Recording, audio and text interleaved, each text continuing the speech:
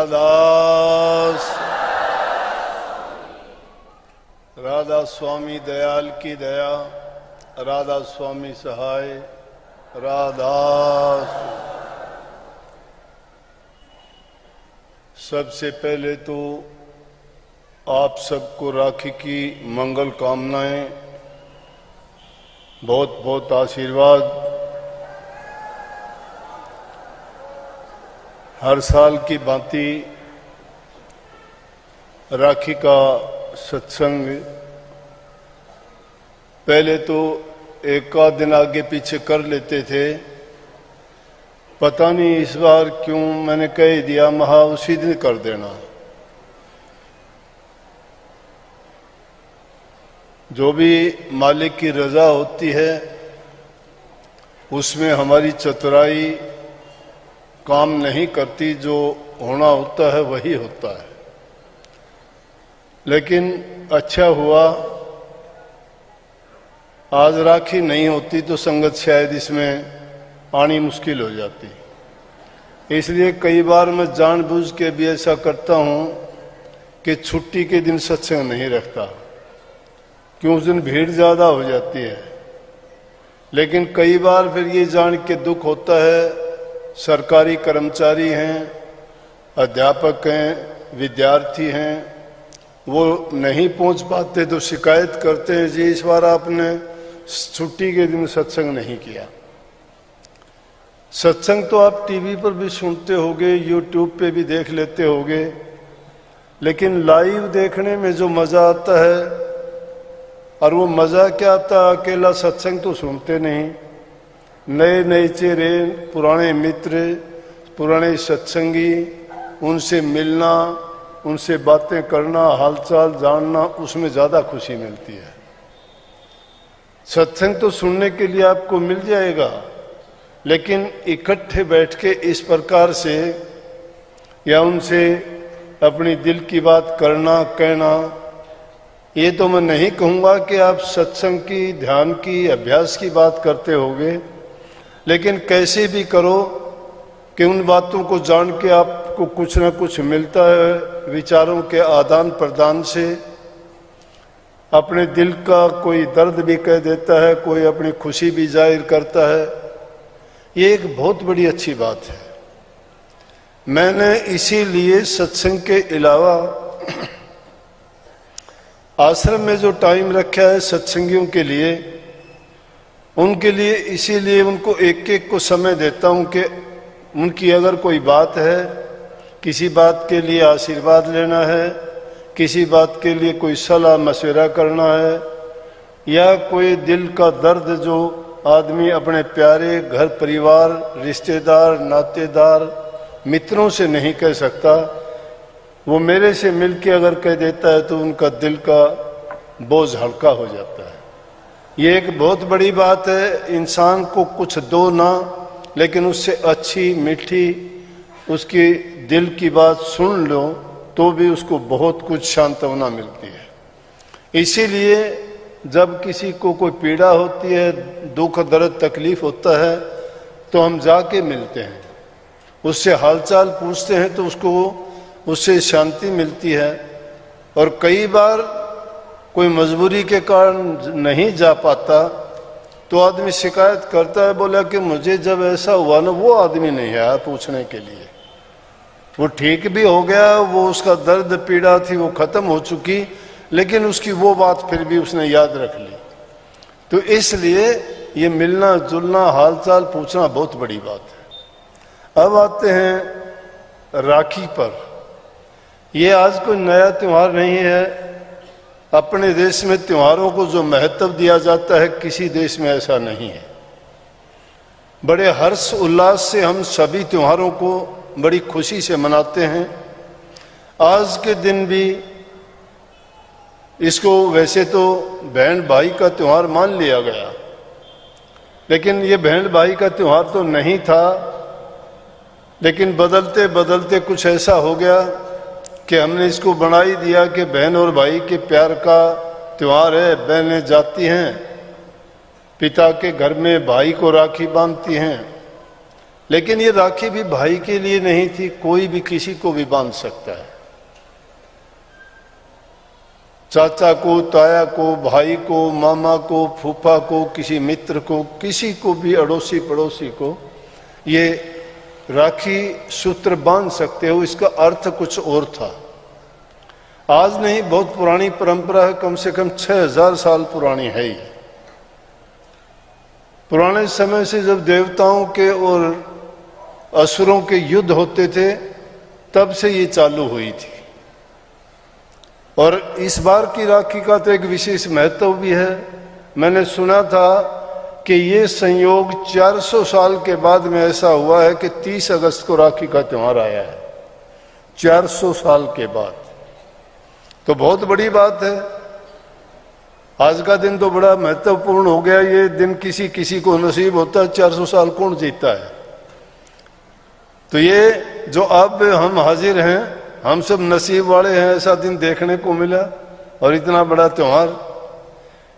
अब विशेष रूप से तो जब हमारे त्योहार ज्यादातर परंपराओं पे बने हैं, दशहरा देखो, दिवाली देखो, होली देखो, राखी देखो, ये जितने भी त्योहार हैं इनके पीछे बहुत बड़ी घटनाएं हुई हैं और वो यादगार घटना है जो अपने आप में हमें बहुत बड़ी शिक्षा भी देती हैं और उसके साथ साथ अच्छे संस्कार भी देते हैं।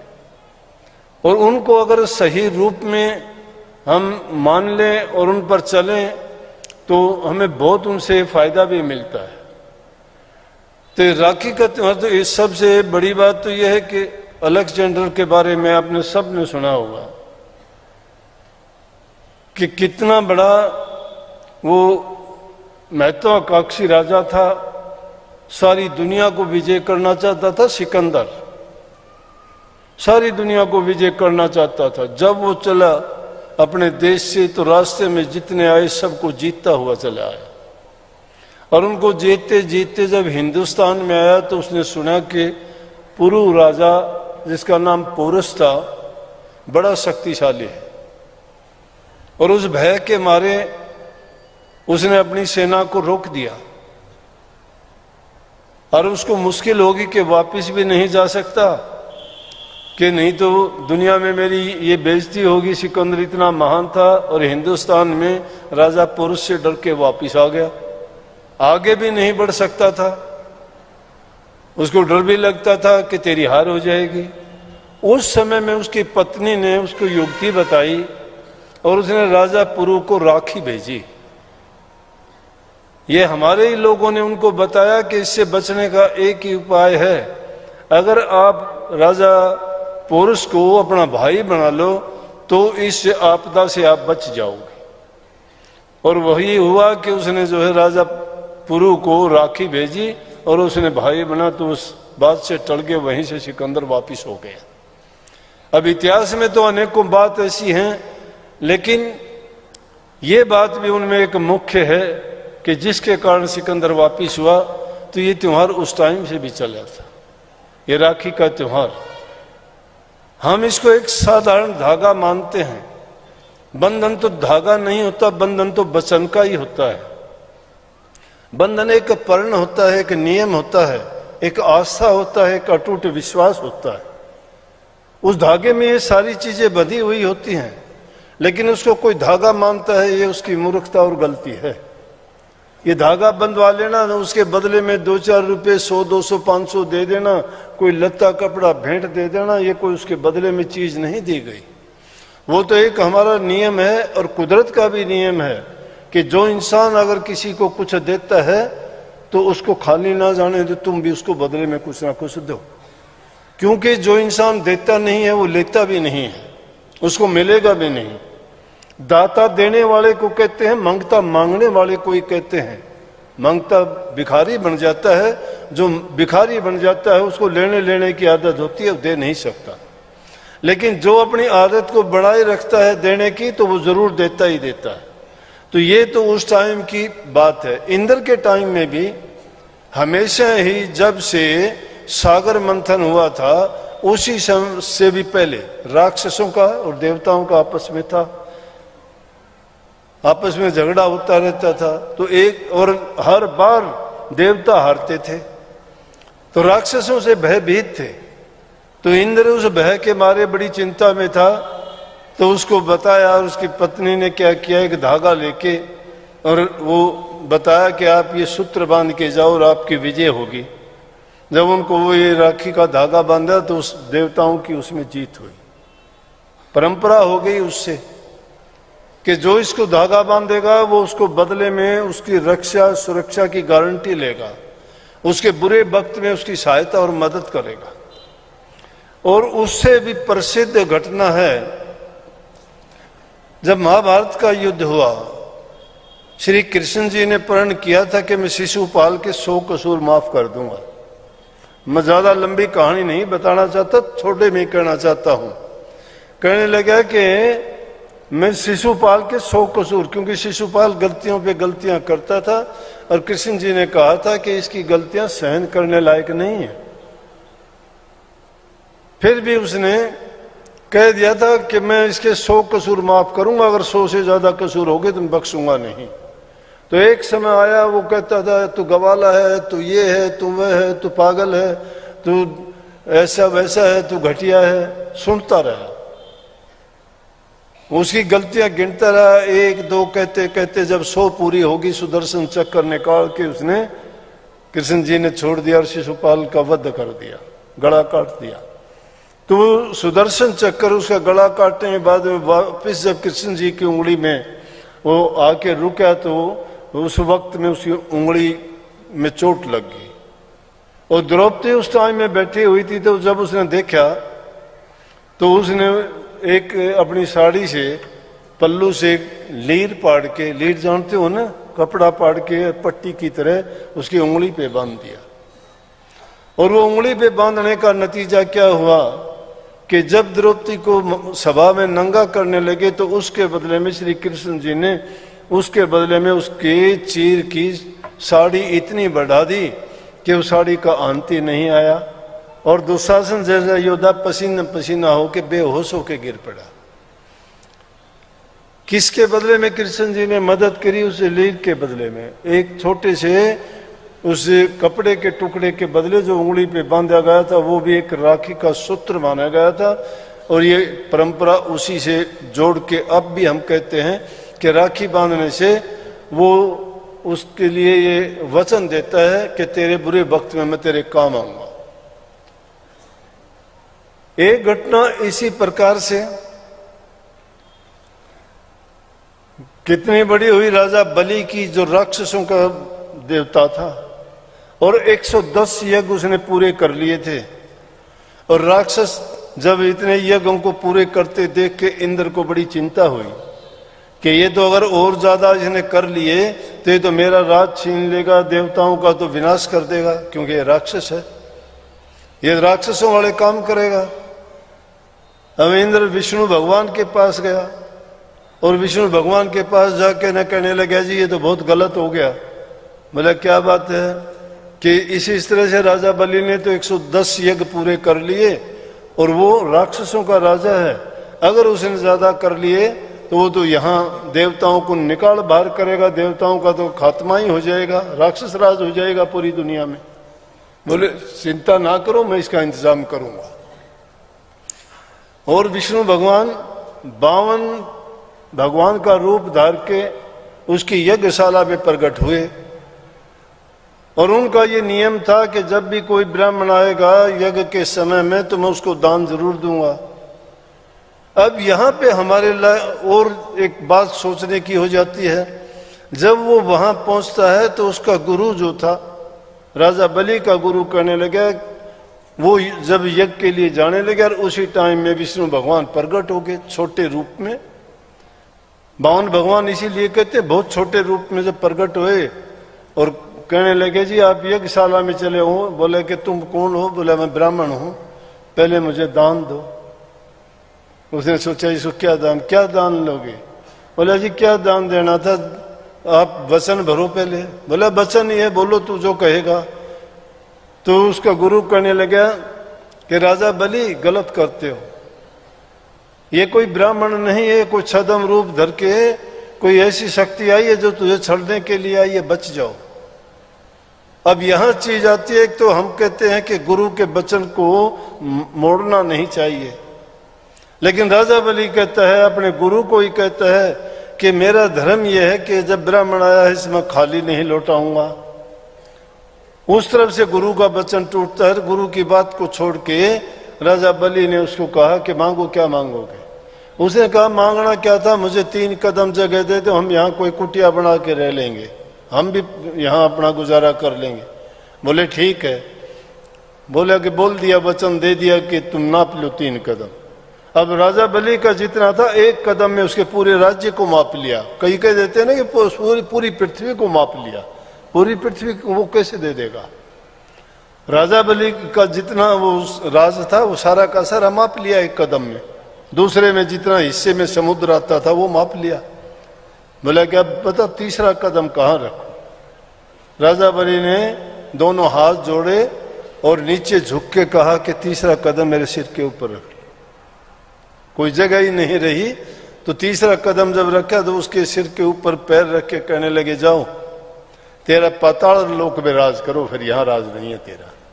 कहां इंद्र की राज की लालसा रखने वाला, उसके लिए यज्ञ करने वाला, इतने प्रयत्न किए तो ठीक कई संतों ने अपनी चेती होत नहीं, प्रभु चेती तत्काल, बलि चाहे हो आकाश को, प्रभु पठायो पाताल।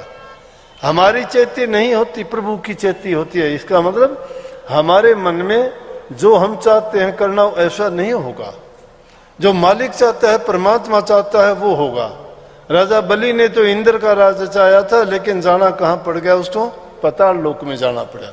लेकिन ये बात सोच के इसका मतलब ये नहीं है कभी हम भाग्य के सहारे और कह दें कि जब उन राजाओं के साथ ऐसा हुआ तो हम भी क्यों प्रयत्न करें। नहीं, आदमी को अपना कर्तव्य पूरा अवश्य करना चाहिए। उस कर्तव्य में अगर कोई बाधा आती है वो अलग बात है, लेकिन मेहनत करने में, अपने काम में जब लगे रहोगे तो ये हो नहीं सकता कि उसका परिणाम आपको अच्छा ना मिले। मिलेगा, जरूर मिलेगा।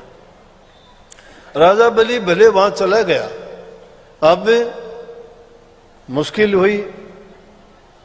विष्णु भगवान जब वहां गया, क्योंकि उसके सिर पे 1 कदम रख के वहां कर दिया, बोला कि मैं बहुत खुश हुआ आपके इससे कि भाई आपने जो है मुझे ये तीनों दी के वरदान दो मुझे। बोला जी वरदान ये है कि मैं आपके दर्शन नित्य प्रति करता रहूं। अब नित्य प्रति करता रहे तो वहीं खड़ा रहेगा वो। अब पाताल लोक में राजा बलि और पाताल लोक में विष्णु भगवान है। अब उनकी पत्नी को चिंता हुई कि कहाँ गए। ढूंढते ढूंढते नारद जी से मिली। नारद जी बताओ आप तो 3 लोक में घूमते रहते हो। बोले पाताल में बैठा है। राजा बलि ने छड़ लिया। छड़ने को गया था राजा बलि को, लेकिन बलि ने भी उसको छड़ लिया। बोला क्या हुआ कि पाताल लोक में? बोला कि किस विधि छूटे, कि छूटने का एक ही उपाय है, आप जाइए और जाके राजा बलि को भाई बना लो, उसको रक्षा सूत्र बांध दो और भाई बना के फिर उससे मांग लेना, क्योंकि भाई बहन को इनकार नहीं करेगा। जब गई और जाके वहां राजा बलि के हाथ में रक्षा सूत्र बांधा और रक्षा सूत्र बांधने के बाद में कहा कि मैं, बोला कि मांग क्या मांगती है? बोला कि इनको आज़ाद करो, इनके बिना तो सारा खराब हो गया। तो जब विष्णु भगवान वापिस आए तो क्या हुआ कि बहन और भाई का रिश्ता हुआ ना, और उस बहन और भाई के रिश्ते के कारण जो है विष्णु भगवान को वापिस लेके आए। उनकी बुरे वक्त में उन्होंने सहायता की। इससे बहन और भाई का रिश्ता और गाढ़ा हो गया और फिर इस त्योहार को नाम दे दिया कि ये तो भाई और बहन का त्योहार है। इस दिन बहनें जाएंगी अपने भाई को रक्षा सूत्र बांधेंगी, लेकिन इनमें से तो भाई का नाता कहीं भी नहीं था। इसी प्रकार से चित्तौड़ की रानी ने भी राजा हुमायूं को भेजा था। राजा हुमायूं को भेजा था। एक गुजरात के राजा ने जब चढ़ाई कर दी और वो उसका राजा नहीं था, तो वो उसने सोचा कि अब तो मेरी हार होगी, तो उसने हुमायूं को निमंत्रण भेजा, रक्षा सूत्र भेजा, तो हुमायूं ने उनकी रक्षा की। और वो उसका राजा की हिम्मत नहीं हुई कि उसके चित्तौड़ के ऊपर चढ़ाई कर दे। तो जब इस धागे में क्या है, ये बंधन है, और बंधन सिर्फ धागे से नहीं बनता है, वो बंधन मन से बंधता है, भावनाओं से बंधता है और विचारों से बंधता है। जो विचारों से बंध जाता है वो बंधन कभी टूटता नहीं है। यही एक हल्का सा धागा तो हम शादी के टाइम भी तो बांध के लड़की को लड़के को एक दूसरे के ऐसा बना देते हैं कि उनका नाता कभी टूटता ही नहीं है। अब तो युग बदलता जा रहा है, पुराने हमारे संस्कार टूटते जा रहे हैं, इस कारण लोगों के उन पे इतबार और विश्वास कम हो गए। साइंस का युग बढ़ता जा रहा है, बच्चों को पुरानी जो कहानी है या हमारी परंपराएं और रिवाज हैं उनसे बच्चे दूर जाते दिखाई देते हैं, जिनको इन बातों पर कम विश्वास और यकीन होता है। क्योंकि अब तो सिर्फ हमने जीवन को क्या मान लिया कि जीवन यापन का साधन ही मान लिया, जीवन जीने का नाम ही मानते हैं कि हमें सिर्फ जीना ही जीना है। लेकिन वास्तविकता तो ये थी कि इंसान का चोला जीवन जीने के लिए नहीं, जीवन जीने के लिए तो 84 लाख होने के जीव जंतु पशु पक्षी सभी जीते भी हैं, गुजारा भी करते हैं, संतान भी पैदा करते हैं और जितनी उनकी सामर्थ्य है उस सामर्थ्य के अनुसार कोई घोंसला बना के, कोई जमीन में गुफा बना के, कोई और दूसरे तरीके से वो अपना जीवन बिताते हैं। इंसान अपनी जितनी इसकी बुद्धि चतुराई है, जितनी क्षमता है उसके अनुसार काम करता है। मनुष्य का चोला पाके जिसने गुरु की खोज नहीं की, सत्संग में जो नहीं गया और प्रभु की भक्ति जिसने नहीं की, उनसे नाम दीक्षा लेके कमाई नहीं की, तो जीवन व्यर्थ चला गया। शिष्य और गुरु का भी बंधन इन बंधनों से अटूट होता है। वो धागा नहीं मानते, वो मन की भावनाओं को बांधते हैं और वो नाता सब नातों से ऊंचा नाता होता है। वो नाता कभी टूटता नहीं है। वो ऐसा बंधन है, बंधन जितने भी होंगे आप देखोगे कि वो कुछ बंधन ऐसे हैं कि जो आदमी को गिराते भी हैं, कष्ट भी देते हैं। क्यों? घर परिवार से अगर बंधे जाते हैं, रिश्तेदार नातेदारों से बंधे जाते हैं, किसी बुरी भावनाओं आदतों से बंध जाते हैं और वो करते करते होता भी ऐसा है, उनके बंधन हमें बांध देते हैं। इसलिए बंधन मुक्त होने के लिए अब सबसे बड़ा बंधन हम पर क्या पड़ा है? कितने बंधन हमारे पर पड़े हैं। हम जो बोलने वाले हम नहीं हैं, ये शरीर नहीं है, शरीर अलग है, रूह अलग है। रूह पर बंधन है, ये कवच है ऊपर का, ये दिखावे का। इसलिए स्वामी जी महाराज ने उन बंधनों का जिक्र करते हुए हमारे बंधन गिनाए हैं और कहते हैं, बंधे तुम गाढ़े बंधन आन, पहला बंधन पड़ा दे का, दूसर तिरिया जान, तीसर बंधन पुत्र विचारो, चौथा नाती मान, नाती के कई नाती होवे, फिर कहो रहा कौन ठिकान, चोलड़ पचलड़ सतलड़ रसनी बांध लिया उन गए करतान, कैसे छूटन होए तुम्हारा गाढ़े खुटे गड़े निधान, मरे बिना तुम छूटो नहीं और जीते जी तुम सुनो न कान। कितने बंधन है इसे देह के ऊपर, रूह के ऊपर। पहला बंधन देह का पड़ा, दूसरा बंधन शादी होगी पत्नी का पड़ गया, तीसरा बंधन बच्चों का पड़ गया, चौथा बंधन रिश्तेदार नातेदारों का पड़ गया और वो ऐसे बंधन हो गए कि उन पर बट पे बट लग गया। कोई 2 लड़, कोई 3 लड़, कोई 4 लड़, कोई 7 लड़, कोई 8 लड़। जो जो हमारा इस संसार में पसारा बढ़ता गया त्यों त्यों हम बंधनों में जकड़ते चले गए। लेकिन छुटावन हार जब आते हैं और सत्य से अवगत करते हैं तो उसकी तरफ हम ध्यान देते नहीं, कान करते नहीं। उसकी तरफ ध्यान क्यों नहीं देते? कि हम उन चीजों को मिथ्या मानते हैं। मिथ्या मानने का कारण क्या है? कि जो चीज हमें इन आंखों से दिखाई देती है, हमारी बुद्धि से जिसके बारे में हम उनके गुण दोष देख सकते हैं, सोच सकते हैं, जान सकते हैं, उसको सत्य मानते हैं। और जो अदृश्य है, जो निर्गुण है, जो दिखाई नहीं देती, उसको हम मानने के लिए तैयार नहीं है। इसीलिए तो लोग उन पाप कर्मों में फंसते चले जाते हैं। कहते हैं कि किसने देखा क्या है, जिंदगी है, खाओ पियो ऐश करो, मजे करो। इस देह पर इतने बंधन पड़ने के बाद में इस बुद्धि को भी उन्होंने कैद में कर लिया है। इस माया का खेल है ये। माया नित्य एक बंधन से निकलते हो दूसरा आगे तैयार मिलेगा। लेकिन जिसने गुरु की दीक्षा ले ली, जो गुरु की शरण में जाके उनके वचन की पालना करता चला जाता है, उसके आगे से आगे दरवाजे खुलते चले जाते हैं। और उनमें से मोटे धंधे, ज्यादा गहराई में जाऊंगा तो बहुत बड़ी बात है, मूलाधार से लेके 7 मंजिल तो ऐसी हैं कि पहली में तो देह से जकड़े हुए हो, दूसरी में इंद्री से जकड़े हुए हो, तीसरी में मन से जकड़े हुए हो, चौथी में प्राणों से जकड़े हुए हो और पांचवें अपनी भावनाओं से जकड़े हुए हो। इस दुनिया में जकड़न का हमारा एक ही कारण नहीं, छूटोगे कैसे? इन बातों से छूटने वाले नहीं हो कि दो बात सीख ली इधर उधर की, या किसी ने 2 अक्षर 4 अक्षर का नाम दे के कह दिया छूट जाओगे। या बंधन के लिए किसके लिए कहा है? उसके साथ बंधो जो तुम्हें इस अंधकार से निकाल दे, उसका नाम गुरु है।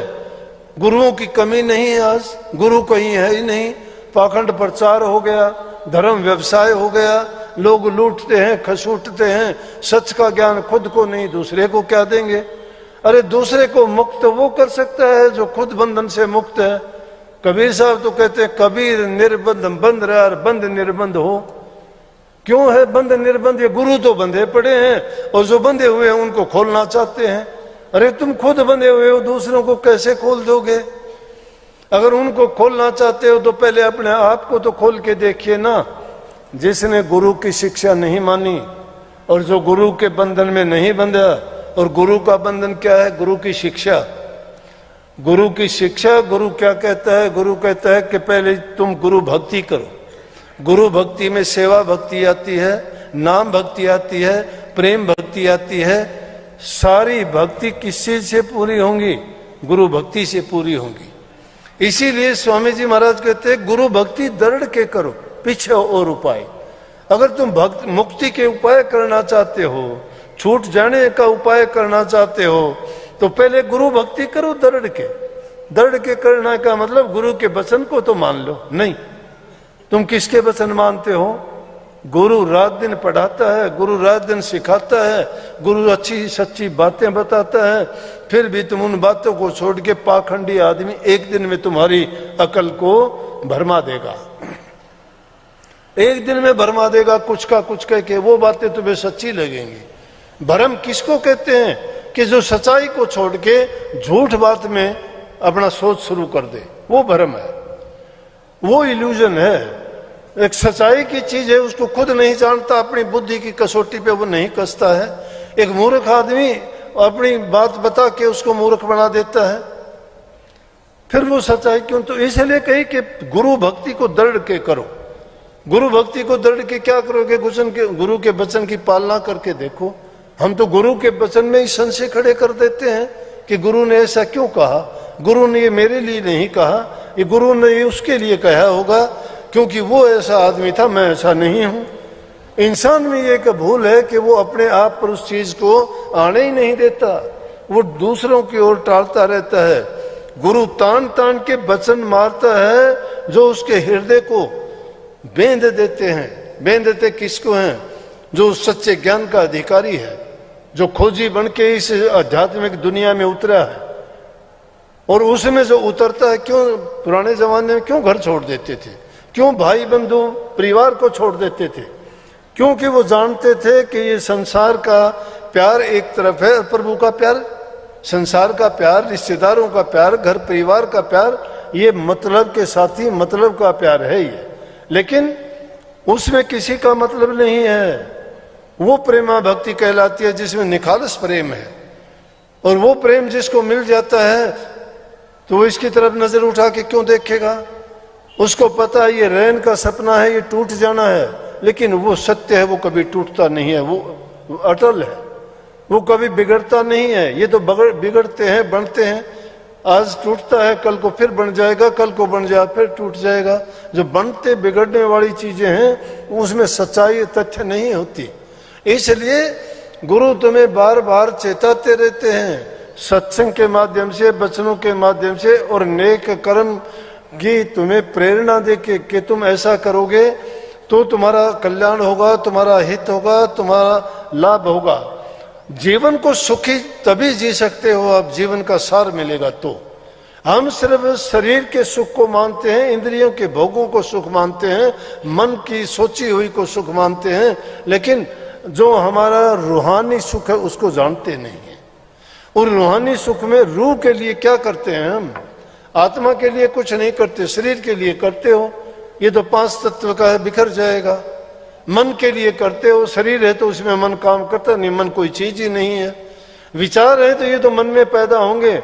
जैसा शरीर के साथ बर्ताव करोगे, जैसा अन्न खाओगे, जैसे माहौल में रहोगे, जैसे व्यक्तियों की संगति करोगे, उसके अनुसार तुम्हारे विचार बदलते रहेंगे, जीवन बदलता रहेगा, तुम बदलते रहोगे, वो तो बदलता रहेगा। लेकिन रूह वो बेचारी इसके प्रभाव के कारण बेदम हो जाएगी, उसका कोई सहारा नहीं। उसको ताकत जब मिलती है जब उसको रूहानी ज्ञान मिले, और रूहानी ज्ञान उसको जगा देता है। हम संसार की तरफ से तो जागे रहते हैं, लेकिन प्रभु की तरफ से हम सोए हुए हैं। इसीलिए कबीर साहब ने कही है कि सोवत अड़े नर गए 84, जागत अड़ा ने जुग जीत्या। सोवत अड़े नर गए 84, जो लोग सोए पड़े हैं वो 84 क्या है? 84 लाख योनियां हैं। 84 लाख योनियां कौन सी हैं? कि 4 खाने में, कोई अंडे से पैदा होने वाली, कोई झिल्ली से पैदा होने वाली, कोई पानी मिट्टी से, कोई पसीने से पैदा होने वाली, ये 4 खान है। और इस 4 खान में 84 लाख प्रकार के जीव हैं।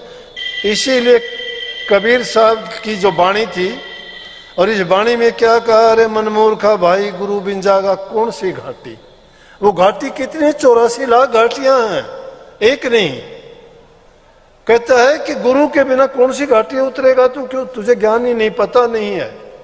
वो 84 लाख योनि, 9 लाख जल के जीव हैं, 10 लाख पखेरु जान, 11 कीट भरेंग हैं, 27 20 बखान, 30 लाख पशु योनि है, 4 लाख नर होई, तुलसी इनमें राम भज धन है सोई। धन्य वो जीव माने गए हैं जो प्रभु की भक्ति करते हैं। नहीं तो इस 84 लाख योनि के हम मुसाफिर हैं, बार बार आते हैं जाते हैं, धक्के खाते हैं, इसके काल कष्ट के दुख सहते हैं, और फिर आते हैं और चले जाते हैं। तो आवागमन लगा हुआ है, जैसे कीड़ी का नाल है, खुशी होती है, बच्चे पैदा होते हैं। इसलिए जो बंधन मुक्त है उसकी सेवा करो, तुम्हें पल में छुटा लेगा। बंदे को बंधा मिले छूटे कौन उपाय, बंदे को बंधा मिलेगा कौन उपाय से छूटेगा वो? सेवा कर निर्बंध की तो पल में ले छुटाई।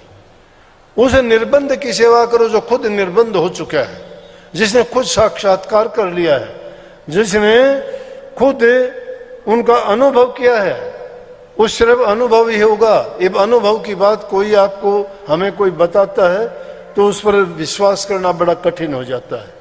लेकिन संतों ने कहा है कि इसी जीवन में करके देख सकते हो। अगर कोई कहे कि मरने के बाद तुम वहां जाओगे, वहां जाओ, कहीं नहीं जाना आना। जिसने इसी जीवन में करके नहीं पाया, नहीं देखा, नहीं उसने अनुभव किया, तो उसको कुछ नहीं मिलना, पता नहीं कहाँ जाएगा ये जीव धक्के खाता हुआ। इसलिए संतों ने स्पष्ट कही कि जीवत समझो, जीवत बुझो, जीवत मुक्ति निवासा, मुए मुक्ति बतावे गुरुआ झूठा दे विश्वासा। कि जो कहता है मरने के बाद तो मुक्त हो जाओगे, वो झूठा विश्वास देना है। जीते जी समझो उसको, जीते जी उसको जानो। और उसका तरीका एक ही है कि नाम का सुमन करो, सुबह शाम ध्यान करो और उस शब्द को सुनने का प्रयास करो। अब इसको जानने की हम बातों से जानना चाहते हैं, ग्रंथों में ढूंढना चाहते हैं, ग्रंथों में और पोथियों में थोड़ा मिलेगा। इनका तो सीधी सी बात यह है कि नाम जपो, मन बस करो, और यही बात है तंत्र। पढ़ पोथी क्यों में लाखों ज्ञान ग्रंथ, उन ज्ञान ग्रंथों को पढ़ के क्यों खामा मरते झकते खपते हो? उनमें नहीं है वो। पंडित तेरी पोथिया सिराने धर के सो, इसमें तो वो अक्षर नहीं, बाँच पहुंच जाए रो। उनमें वो अक्षर नहीं है, किताबों में नहीं है।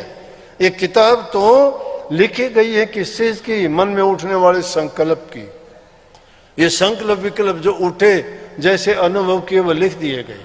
लेकिन जो वास्तविकता है वो लिखी नहीं जा सकती, जो वास्तविकता है वो कहीं नहीं जा सकती। उसका अनुभव किया जाएगा, और वो अनुभव किससे होगा? गुरु भक्ति की दृढ़ करने से। और उपाय तो बाद में करोगे। ये जो उपाय बताए गए हैं कि भाई ध्यान कर लोगे, या सुमन कर लोगे, या तुम शब्द भी सुन लोगे, या प्रकाश देख लोगे, गलत बात है। मैं कहता हूं गुरु भक्ति जिसने दृढ़ के नहीं की, उसका बाप भी नहीं कर सकता, सुमन भी नहीं कर सकता। गुरु से दरो घात जो रखता, गुरु को मानस रूप समझता, से सो जीव जानो अपघाती, उन संकाल करे उत्पाती। गुरु को मानस रूप जानोगे क्या, फिर कभी आपका नहीं है। गुरु भक्ति दृढ़ के कहां हुई। जो गुरु भक्ति को दृढ़ कर लेगा, कहता है और उपाय तो बाद में करना, गुरु भक्ति दृढ़ करने की जरूरत है। हम तो डरते हैं, दुनियादारों से डरते हैं, रिश्तेदारों से डरते हैं, घर वालों से डरते हैं। जो तुम्हारा नुकसान करते हो उनको प्यारा मानते हो, और जो तुम्हारे हित की बात कहता है उसको तुम दुश्मन समझते हो। तुम्हारे हित की बात कौन कहता है? तुम्हारे हित की बात तो वो होगा जो आदमी निर्लेप होगा, निष्पक्ष होगा। निर्लेप और निष्पक्ष गुरु से बढ़ के कोई हो नहीं सकता। अगर गुरु किसी के बारे में या किसी के प्रति द्वेष रखता है, भेदभाव करता है, ईर्ष्या रखता है, गुरु नहीं है। राजा, वैद्य, गुरु और न्यायाधीश, ये अगर पक्षपात करते हैं तो सही मायने में न्याय नहीं करते। यहां जज साहब बैठे हैं, कभी कह दें कि मेरा नाम भी ले दिया, लेकिन ये अगर पक्षपात करते हैं तो वो अपने काम के प्रति न्याय नहीं करते हैं। राजा को पक्षपात नहीं करना चाहिए, प्रजा उसकी संतान है, उनको सही फैसला सोच के करना चाहिए। गुरु को भेदभाव नहीं करना चाहिए, फिर वो गुरु नहीं है, पक्षपाती है, वो निष्पक्ष नहीं है। और इसी तरह से वैद्य की तो कहानी मैं सुनाया करता हूं। जब लक्ष्मण मूर्छित हो गया था, जब श्री रामचंद्र जी लंका पर चढ़ाई की, उनका छोटा भाई लक्ष्मण युद्ध के मैदान में मूर्छित हो गया। विलाप करते हैं रामचंद्र जी, कोई इलाज नहीं है, कोई वैद्य नहीं, कोई हकीम नहीं, कोई दवाई नहीं। हनुमान जी से कहते हैं क्या उपाय करें, कि जाओ कहीं से वैद्य कहाँ देखें। लंका रावण की थी, वहां ढूंढने के लिए गया, वैद्य के मकान से जाके वैद्य को ही उठा लिया, और वैद्य को भी कैसे सुधा मकान उठा लिया। क्योंकि अगर मकान वहां छोड़ देता तो रावण को पता लगता, उसको अब मकान ढूंढ के उसको आग लगवा देता। लेकिन उसने सोचा वैद्य का मकान ही उठा लो, कौन कहेगा कि वैद्य का मकान यहां था। लेकिन वैद्य को लेके आए तो वैद्य भी कह सकता था कि देखो भाई दुश्मन की सेना का है ये, मैं इलाज नहीं करूंगा। लेकिन वैद्य निष्पक्ष था, उस वैद्य ने न्याय किया, लक्ष्मण के लिए बता दिया मेरे पास दवाई नहीं है, मैं बता सकता हूं ये दवाई कहां मिलेगी, लेके आओ, दे दोगे बच जाएगा। उसने दवाई बताई, हनुमान जी लेके आए और लक्ष्मण को दवाई दी, और वो मूर्छा से बाहर आगे ठीक हो। वैद्य का ये काम होता है, पक्षपात नहीं करेगा। और ज्योतिषी पंडित, उनको भी नहीं चाहिए पक्षपात करें।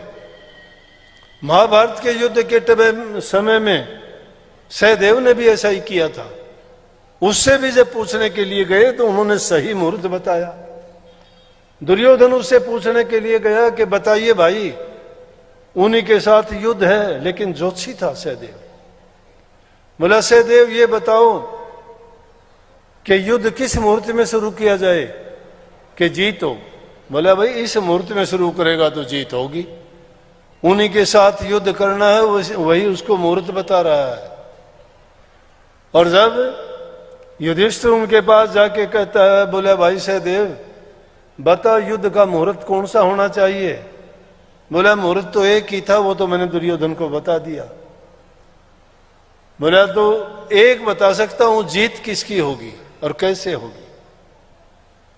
बोला वो बता। बोला आज तो नहीं बता सकता, कल को बताऊंगा। अगले दिन शाम के टाइम गया, जहां मुर्दे थे वहां एक उसका गुरु था, वो गिद्दड़ की योनि में आ गया था। वो और गिद्दड़ की घरवाली दोनों वहां आए तो गिद्दड़ की घरवाली बड़े नखरे कर रही थी, उन मुर्दों को खा नहीं रही थी। कहने लगी ये तो बासी हैं, पुराने हैं, इनमें तो मजा नहीं आता। वो गिद्दड़ कहने लगा ज्यादा नखरे ना कर, अपना पेट भर ले, आज कल को युद्ध शुरू हो जाएगा यहाँ, और रोजाना बड़े बड़े योद्धा मरेंगे, खूब अपना पेट भर के खाना। उसी टाइम सहदेव बोल पड़ा गुरुजी, अब आप पूछोगे वो गिद्दड़ की योनि में थे और सहदेव आदमी की योनि में। बोले तो पुराने जमाने में जानवरों की भाषा इंसान समझते थे, अब भी समझते हैं बहुत से, जो उनके बीच रहते हैं उनकी भाषा जानते हैं, उनकी मुख्य भाषा होती है। लेकिन जब सतयुग था, अच्छे वक्त थे, धर्म पर सब कुछ टिका हुआ था, अधर्म और पाप इतना नहीं फैला था। अब तो झूठ, कपट, बेईमानी, ठगी, अब तो जिसका हित करो, जिसकी भलाई करो, जिसका अच्छा करो, वही तुम्हारा दुश्मन होगा। जिसका ज्यादा अच्छा करोगे वो सबसे बड़ा दुश्मन बनेगा, कम करोगे वो थोड़ा कम रह जाएगा। लेकिन ये जरूर सोच लेना, इसीलिए महापुरुषों ने कही कि नेकी कर दरिया में डाल, कि नेकी करने के बाद में भूल जाना भाई कदे यूं सोच ले कि इसके बदले मेरा अच्छा होगा। अच्छा कोई नहीं करेगा, जिसका अच्छा करोगे वही दुश्मन बनेगा। तो उससे जब पूछने लगा, बोला गुरु जी, बोले हाँ भाई, बोला ये बताओ कि इस युद्ध में जीत किसकी होगी? बोला भाई जीत तो उसकी होगी जो पहले शंख बजाएगा। अगले दिन जाके युधिष्ठिर से कहने लगे, भैया कि युद्ध का मुहूर्त तो वही है, लेकिन जीत तो उसकी होगी जो पहले शंख बजा देगा। बोला ठीक है। तो कहते हैं महाभारत का युद्ध जब शुरू हुआ तो उसमें पांडवों ने पहले शंख बजाया, और इस कारण थोड़े होते हुए भी उनकी तो जीत हुई, उनकी हार हुई। लेकिन वो सब रचना थी, वो आगे आने वाली घटना थी, वो उनका ज्योतिष का अनुमान था। उन्होंने बता दिया कि ये ऐसा होने वाला है। इस प्रकृति में नया कुछ नहीं होता है, प्रकृति में नया कुछ नहीं होता है। एक जगह से चीज टूटती है, दूसरी जगह से बनती है। अपनी आंखों के आगे देख लो, देखते देखते क्या हुआ, जहां झील थे वहां आजकल झील नहीं रही, बड़ी बड़ी बिल्डिंगें खड़ी हैं। जहां पहाड़ थे आज वो पहाड़ खत्म हो चुके हैं, मिट्टी के टीले थे वो कहां के कहां गए, जल के स्रोत थे वो नहीं रहे। जहां कहीं फसल का दाना नहीं होता था वहां धान होते हैं, इतनी सब्जियां फ्रूट होते हैं। जहां कहीं पेट भरने के लिए अनाज पैदा नहीं होता था, जहां कुछ नहीं होता था और जहां सब कुछ होता था, वहां आज बंजर भूमि हो चुकी है। आज इंसान चंद्रमा पर जाने के लिए ललायित है, वहां पहुंचने के लिए तैयार है। और हो सकता है कि ऐसा रास्ता भी खोज ले कि हम जिसके लिए इतने प्रयत्न करते हैं कि ध्यान करो, अभ्यास करो, सुमन करो, खान पीन के परहेज करो, संगत अच्छी करो, अपना जीवन अच्छी तरह बिताओ, जब प्रभु के दर्शन होंगे। हो सकता है यह साइंस ऐसा काम भी कर दे, प्रभु के पास ही भेज दे हमें। कुछ धीरे धीरे करके खोज हो जाए तो हो सकता हो जाएगा, ऐसा टाइम भी आ जाएगा। लेकिन वो तो होगा जब होगा। हमें वर्तमान देखना चाहिए। आदमी ना अपने भविष्य की ओर ज्यादा झांको और ना गई बात को रो। अगर पीछे कहते हैं कि जो आदमी ओछी खाट पे सोवे, ओछी जूती पहरे, ओछी खाट पे सोवे, मूर्ख वो जो गई बात न रोवे। मतलब जो चीज बीत जाती है वो बीत गई, उससे सबक ले लो कि मेरी उस गलती के कारण मुझे ये कष्ट हुआ था, वो गलती अब दोबारा ना दोहराऊं मैं। अगर उसको दोहराता है तो मूर्ख कहलाता है। भविष्य के लिए मेहनत जो करोगे तो वो अभी वर्तमान काल में ही होगी। तीनों कालों को वर्तमान काल में जो इंसान जीना सीख जाता है, तीनों काल में कैसे कि भूत को याद रखता है, भविष्य के लिए मेहनत करता है, और मेहनत करने वाले की कभी बेकार नहीं चली जाती। लेकिन अंग्रेजी में तो कहावत है, those who indulge into their past and future certainly lose their present, कि जो भूत और भविष्य में उलझे रहते हैं ना, वो वर्तमान को खो देते हैं। वर्तमान को खोना नहीं, वर्तमान की एक एक पल, एक एक जो समय है, इसका पूरा हिसाब करो, उसका पूरा लाभ उठाओ। संतों ने ये कहा है कि सांस सांस में नाम सुमर, व्यर्था सांस ना खोए, क्या जाने इस सांस का आवन हो ना होए। ये कबीर साहब कहते हैं, कहता हूं कि जात और काहे बजाऊं ढोल, सांसा खाली जात है, तीन लोक का मोल। तीन लोक का मोल एक सांस के बराबर बता दिया, है भी सही। जब ये इंसान मरने लगता है तो कहता है कि मुझे 2-4 सेकंड 2 मिनट मिल जाएं, मैं अपनी बातें कर लूं घर वालों से, कुछ दबा चिथा किसी का लेना देना है हिसाब करवा दूं। बोले कि एक पल भी नहीं मिलेगी, एक सेकंड भी नहीं मिलेगी। आंख फड़कनी ना मिले, मुख विच रह गिरा, लख लाना सुथरा जिस पल दी करे निभा। आंख फड़कने का टाइम नहीं मिलता है, मुंह में घास लेओगे वो का वो मुंह में रह जाएगा। फिर किस बात के लिए हम इतना वो करते हैं। ये वक्त है, शरीर मिला है, करने के लिए मौका है, और वो भागी जीव हैं जिनके जीवन में गुरु मिला है। उनसे भागी वो हैं जिनको सत्संग मिला है। उससे भी ऊंचे भाग उसके हैं जिसको नाम मिला है, और जिसको नाम गुरु सत्संग मिल गया उससे बढ़ के कोई इंसान नहीं है। और ये अवसर जिसको मिलने के बाद में जो व्यर्था खो देता है उससे ज्यादा मूर्ख नहीं है, उसका जीवन व्यर्था चला जाता है। तो इस जीवन को व्यर्था नहीं खोना चाहिए। सुन रे अनजान तेरा होत मूल नुकसान, छोड़ निज ज्ञान कहाँ फिक्र करे माल की। बड़े बड़े छत्रधारी तेजवंत रूप भारी, गए छोड़ छोड़ हाथी घोड़े रथ पाल की। 4 दिन का जीवना विचार देख लाभान, होएगा हैरान जब हाथ पड़े काल की। वृथा बिताओ ना अटल अमोल सांस, एक एक पल जात लाख लाख लाल की। एक एक पल लाख लाख लाल के बराबर की कीमत है, लेकिन जिनको मिला है वो उसकी कीमत कदर नहीं जानते। और जो उसकी कदर को जानते हैं तो वो जो प्रभु की भक्ति नामी दौलत को कमा के अपने जीवन को सफल कर लेंगे। नहीं तो ये जीवन हमारा बेकार चला जाएगा, और फिर लाख कोशिश करना, वो साहूकार दोबारा पूंजी आपको देने वाला नहीं है। साहूकार की जो पूंजी लाए हो उसका कभी सोचते नहीं हो कि वापस भी कर दें। करनी तो चाहिए कि ब्याज समेत, लेकिन हम देंगे कहाँ, हम तो वो भी बेकार में खो दी। इसलिए हर दिन से आदमी को सबक लेना चाहिए। जिंदगी में जितने दिन आगे बढ़ते जाते हो, बढ़ते नहीं हैं, बढ़ते नहीं हैं, कम होते हैं, खत्म होते हैं। जो था उससे कमी आती जा रही है, हर चीज की कमी आएगी। बुढ़ापे की ओर जो जो जाओगे आयु तुम्हारी बढ़ती चली जाएगी, शक्ति तुम्हारी क्षीण कम होती चली जाएगी, और कम होते होते एक दिन जब उस अंत घड़ी जब आ जाएगी, फिर सिर्फ एक ही चीज आप लोगों के पास बचेगी, पछतावा।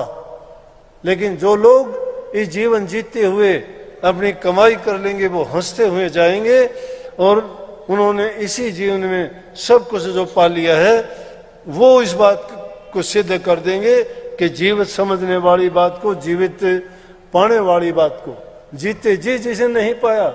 हम तो जीवन बर्बाद कर देते हैं, अपना बर्बाद करते हैं, दूसरों को कष्ट देके बर्बाद करते हैं। किसी का दिल दुखा के सुखी कभी नहीं रह सकते, लिखवा लो, क्योंकि कर्म का परिणाम है ये। जब तुम्हारा कर्म ऐसा है, और जो इंसान दूसरे को दुख देता है वो कभी सुखी नहीं, 7 जन्म भी उसको सुख नहीं मिल सकता। इसलिए किसी को दुख ना दो, किसी को पीड़ा ना दो। अगर तुम ऐसा कर्म बना लोगे तुम्हें वो कोई नहीं कहेगा, लेकिन तुम्हारे कर्म का तो फल बन चुका, जो कर्म करोगे उससे रोकने वाला ही नहीं है कोई भी। कोई भी कर्म करके देख लेना। इस ब्रह्मांड में साइंस ने सिद्ध कर दिया, उंगली भी हिलाओगे पूरा ब्रह्मांड हिलता है उसके कारण। अणु और परमाणुओं की जो श्रृंखलाएं जुड़ी हुई सब हिलती हैं। आखिर तक समुद्र के किनारे बैठ के कंकर उसमें फेंक देना, वो पानी के आखिरी किनारे तक वो लहर जाएगी, तुम्हारी फेंकी हुई कंकर की भी। यहाँ की बोली हुई वाणी, अक्षर, आवाज, हमारी जितनी भी चीजें हैं, ये कहीं व्यर्था नहीं, ये आकाश में ही घूम रही है। जो भी चीज एक बार बन जाती है वो मिटती नहीं, उसका परिणाम बन जाता है। तो उस परिणाम को ऐसा बनाओ, अच्छा करोगे तो अच्छा परिणाम मिलेगा। लेकिन जो आदमी दुष्ट प्रकृति के हैं, पशु योनि से आते हैं, पशु योनि से, राक्षस योनि से आते हैं, उनको मांस कैसी देर शरीर तो है, लेकिन कर्म उनके पशुओं वाले हैं, राक्षसों वाले हैं। तो ऐसे जो राक्षस जब मिल जाते हैं, खुद का तो जीवन उनका कुछ होता ही नहीं है, लेकिन वो दूसरे को भी बर्बाद करते हैं। तो ऐसे दुष्टों के लिए संतों ने यह कहा कि ऐसे दुष्टों के तो दर्शन भी नहीं कराना। क्यों कहते हैं कि नेक इंसान के दर्शन करोगे तो भी तुम्हारा हित होगा, तुम्हारा अच्छा होगा, और उससे तुम्हें, अगर सुबह सुबह तुम्हें कोई नेक इंसान मिलता है, आप बड़े खुश होते हो कि आज तो अच्छे दर्शन हुए हैं, सारा दिन अच्छे काम होंगे। और जब किसी दुष्ट के होते हैं और सारे काम तुम्हारे उल्टे पुल्टे होते, कहते हो आज तो उस दुष्ट के दर्शन हुए थे, सब हमारा सारा बिगाड़ हो गया। इसलिए नेक काम करने वाले इंसान के तो दर्शन भी अच्छे हैं, और नेकी करने वाले इंसान का संग मिल जाए, उनके साथ समय बिताने का समय मिले, तो समझो कि जितनी पल उनके साथ बिताई गई है वो तुम्हारे लेखे में अच्छी लिखी गई है, उनका फल तुम्हें अच्छा मिलेगा। और जो नित्य प्रति सत्संगत में रहते हैं, प्रभु की भक्ति करते हैं, नाम का सुमरण अभ्यास करते हैं, कोई कठिन बात नहीं है। इसको मन को एकाग्रचित्त करना है तो कठिन, करने में बड़ा आसान लगता है, क्योंकि मन को आदत हमने और ज्यादा डाल रखी है, वो हमने डाली थी।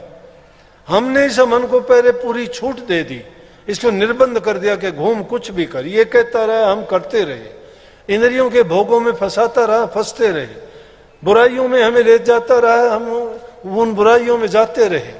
इसने जो चाहा वही हमने कर दिया, शरीर से चाहा शरीर से किया, मन से चाहा मन से कहा, विचारों से कहा विचारों से किया, और करते करते हम इस मन के अधीन हो गए। अब ये करता है, हम उसके पीछे चले जाते हैं, मन के साथ बंधे। इसलिए कही है कि प्रीत गुरु से ना करी मन कहाँ लगा ली यारी। प्रीत गुरु से अगर करते इन चीजों से यारी नहीं लगाते तो हमारा कल्याण उद्धार हो जाता।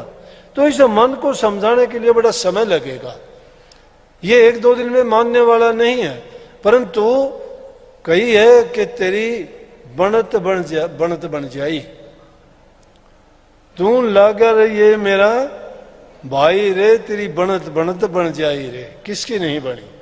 धन्य की बनी, प्रहलाद की बनी, रैदास की बनी, कबीर की बनी, मीरा की बनी, भेलने की बनी, तो हमारी क्यों नहीं बनेगी भाई? हम भी तो वैसे ही है ना। बनाने का जब प्रयास करोगे आपकी भी बनेगी, और गुरु को मुख्य रखोगे, मन को पीठ दिखा दोगे तो गुरुमुख बन जाओगे, मनमुखता से बच जाओगे। जो मन की कही करता है, मन के काम में रहता है, वो मनमुख होगा। जो गुरु की आज्ञा में, गुरु का वचन देखने में, सुनने में, करने में तुम्हें कठिन लगता हो, तुम्हें बुरा लगता हो, तुम्हें लगता हो तुम्हारी हानि होगी, आजमा के देख लेना, कभी तुम्हारा उसमें अहित नहीं होगा, वो तुम्हें लाभ देगा। और जब चेते तभी बलार मोह नींद सो जाग, संतों की संगत मिले ताकि पूरे भाग। मोह नींद से जाग जाता है, उसके पूरे भाग होते हैं, और संतों की संगत मिल जाते हैं, वो बड़े भाग्य जीव होते हैं। तो भाई बहुत बहुत आप सबको आशीर्वाद इस शुभ दिन की। एक बार फिर से आपको आशीर्वाद, मालिक आप पर सब पर कृपा करे, आपको पवित्र बनाए, शुद्ध बनाए, भक्ति में आपका मन लगाए। दूसरा मैं कहता हूं, आप अपने परिवार को सुधार लो, मैं थमने सुधार दूंगा। आप अपने परिवार को सुधारने की गारंटी लो, मैं दुनिया को सुधार दूंगा। तुम्हारे से तुम्हारा परिवार भी नहीं सुधरता, 4 आदमी होते हैं, 5 आदमी होते हैं, उनको तुम सुधारो, मैं तुमने सब न सुधारूंगा। फिर बहुत बहुत आशीर्वाद। राधा